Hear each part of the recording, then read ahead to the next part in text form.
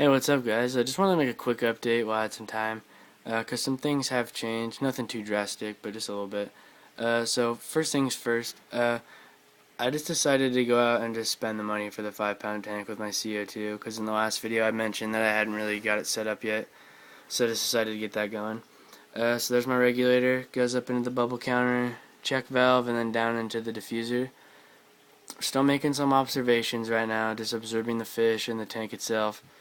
Making sure the pH doesn't get too low, making sure the fish don't get carbon dioxide poisoning. So I am running it at like less than a bubble a second, which maybe after a few more days, if I don't see any adverse side effects, I'm gonna bump it up to about a bubble and a half to about 2 bubbles a second maybe.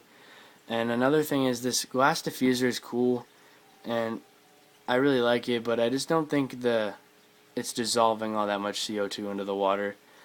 I have been doing some research on other reactors and diffusers, and Red Sea makes one that's pretty much just a power head, but it has like some 99.5% dissolving rate. So I think I'm just gonna spend a little bit extra money and get that one.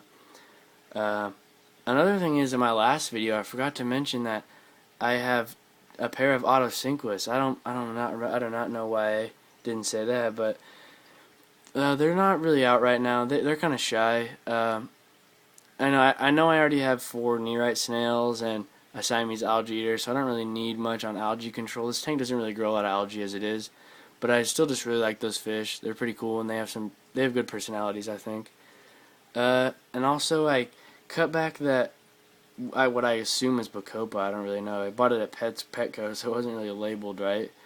Um, I cut it way back, spread it out a little bit so when it grows, because one of the problems I had with it in that big bunch right there was the bottom leaves weren't getting enough light, and then they would die, and then it would just pollute the tank and look bad. So I cut pretty much anything that was dead off, and just all this new growth, and planted it into the gravel right next to right next to the diffuser, and spaced out fairly far apart, so that way when it does grow, that same problem doesn't happen again. Uh, Unbunched some of the hair grass. It was kind of bunched up over here on the left side, just kind of collecting fish waste and not really spreading out that much. So I busted some of the pieces up and spread them around, and I actually have seen some spreading out ever since I did that, and that was like 3 or 4 days ago. And that's pretty much it for this tank, but I do have another tank setting up, and that was the main reason I made this update. Not a lot to say about it, but it's just because it's just cycling, and I just have the rocks, the gravel, and the wood in there right now. So it's over here,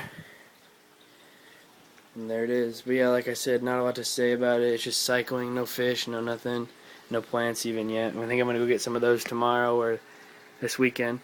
Yeah, just running a basic compact fluorescent. I'm running like 0.93 watts per gallon, so I will be able to grow a lot of low light plants, which is what I was planning. I didn't really want to spend the money to get a nice light for this tank. Running an Aqueon 30, just kind of getting extra gallons per hour there. And this wood looks a little weird because it's really light, and when I boiled it, it didn't absorb, or it didn't soak up as much water as I hoped it would. So I'm just kind of floating it right now, waiting for it to, get waterlogged and sink.